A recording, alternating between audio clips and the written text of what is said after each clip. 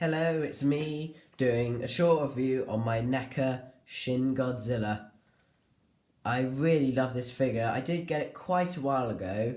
I did see the SH Monster Arts one and think, oh, that's so cool. But then this one's cheaper and it looks the same. But I was quite little when I thought that. And now I do still really like this figure. Lots of people have complained that the head is far too long, and I do think that as well. But lots of people do say, but I think what you could do is literally, you could just do that. You just push the head back like that, and he looks normal, basically, instead of when you see him in the box like that, which looks stupid. But yeah, first the detail, I haven't got the box because it's one of those NECA figures where you have to actually rip open the box, so we just threw that in the bin. But it's got very nice detailing, quite a lot of bloody accents all over it as well. I really like the teeth on this, they look pretty cool. The eyes could have been painted maybe a bit better, and they could have maybe given it some accessories.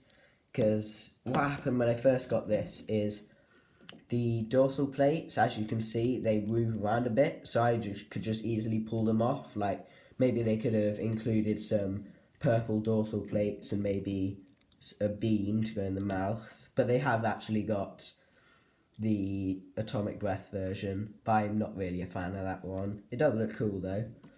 But yeah, it's got his small arms. They didn't really blend in the colours of the arms very well into the actual shoulders, which is a bit unfortunate. Like, that's sort of a grey mixed with red, and that's just black with red bits.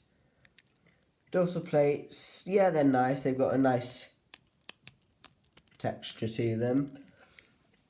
It's got nice sort of knobbly legs and knees. Got that sort of rigid, don't know what you call that bit really. Got ankles. They could have added some maybe tiny claws coming off of it, because that is what it looks like. Then it's got quite a big tail, but they could have made it a bit longer, because in the film he's got a stupidly big tail. And the end of the tail, honestly, like, you can take that off quite easily. Honestly, yeah, it's pretty bad. Like, it's got these very strange sort of blistery bits all over it of orange, which it didn't have in the film, and you can't really make out the shape of a head. Maybe you can, like a small jaw there, but yeah, it has got the quite nice sort of bony structure to it.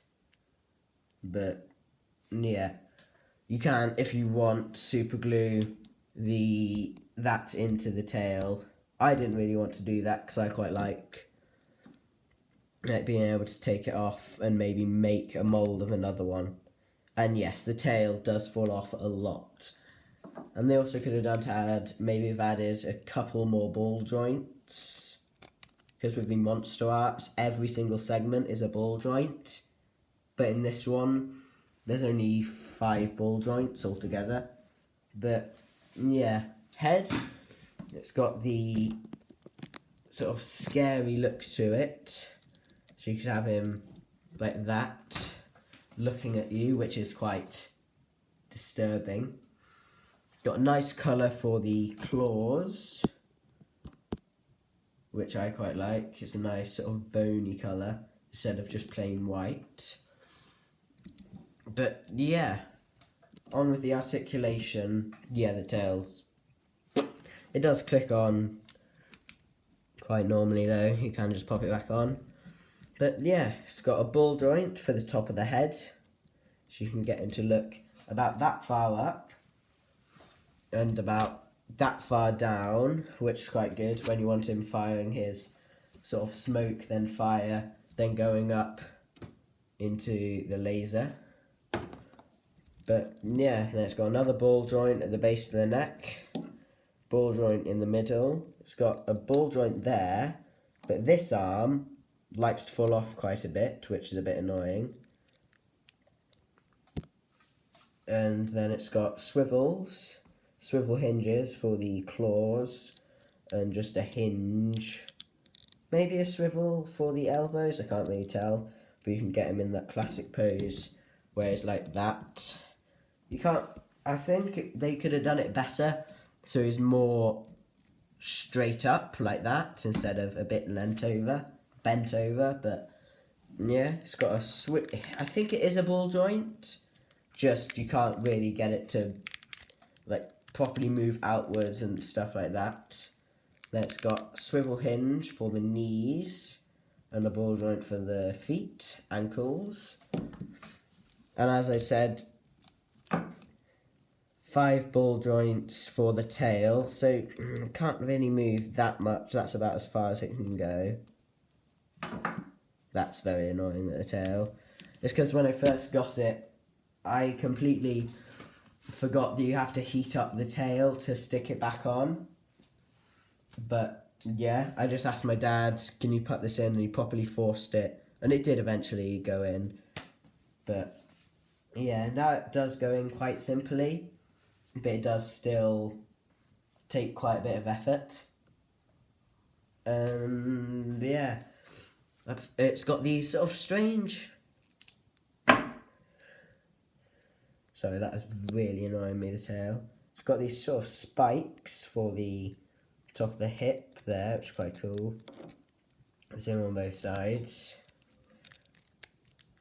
But yeah, it's a very good figure, and if you like Shin Godzilla and you don't really want to buy the SH Monster Art, I guess you could get this one, or maybe you could wait till another company decides to make a Shin Godzilla, like maybe Reveltech or something like that.